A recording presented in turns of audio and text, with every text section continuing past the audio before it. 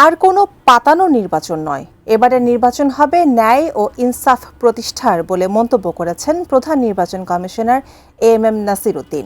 সকালে আগারগাঁও নির্বাচন কমিশনে মনোনয়ন বাতিল ও গ্রহণের বিরুদ্ধে আপিল আবেদনের বুথ পরিদর্শন শেষে তিনি কথা বলেন। আরও জানাচ্ছেন মাহফুজা মুসলেহি।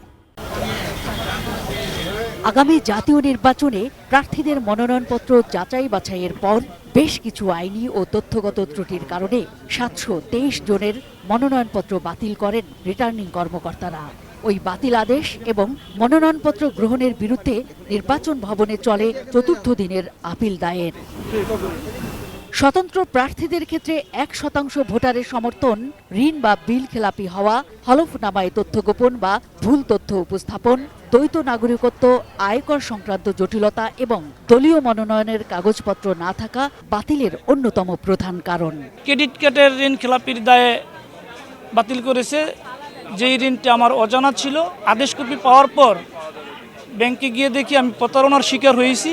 সকালে আপিল কার্যক্রম পরিদর্শন করেন প্রধান নির্বাচন কমিশনার এএমএম নাসির উদ্দিন। এ সময় সাংবাদিকদের তিনি জানান, নির্বাচন কমিশন ইনসাফে বিশ্বাসী। বিশ্বমানের থার্মিক্স রড, সালাম স্টিল থার্মিক্স, দেশের একমাত্র থার্মিক্স রড।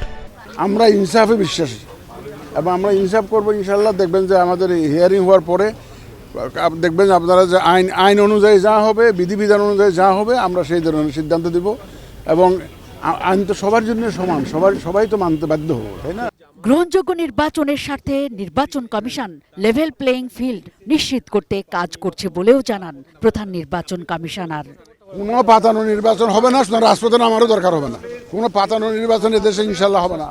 তবে সব দলের সমান সুযোগ নেই মাঠে, এমন অভিযোগ মনোনয়ন বাতিল হওয়া সম্ভাব্য প্রার্থীদের। নির্বাচন কমিশনার সাহেবরা সবসময় এই ধরনের বক্তব্য দেয়, কিন্তু বাস্তবতা অনেক ভিন্ন। বাইরে নির্বাচন আচরণবিধি ভঙ্গের একটা হিড়িক চলছে। লেভেল প্লেইং ফিল্ড এখন পর্যন্ত আমরা এটা পরিপূর্ণতা পাই না, দেখতে পাই না, আমরা আশঙ্কিত। ওদিকে ইউরোপীয় ইউনিয়নের একটি পর্যবেক্ষক দল বিকেলে সিইসির সঙ্গে বৈঠকে বসে। বৈঠক শেষে সাংবাদিকদের তারা জানান, নির্বাচন পর্যবেক্ষণে এবার ইইউর 200 পর্যবেক্ষক আসবে বাংলাদেশে। Long-term observers, these are people who have been staying here, like INTA, from the late December, as far as I understand. Short-term observers, on the 12th of February, there will be 200 observers. Mahfuza Muslehi, ATN news, Dhaka.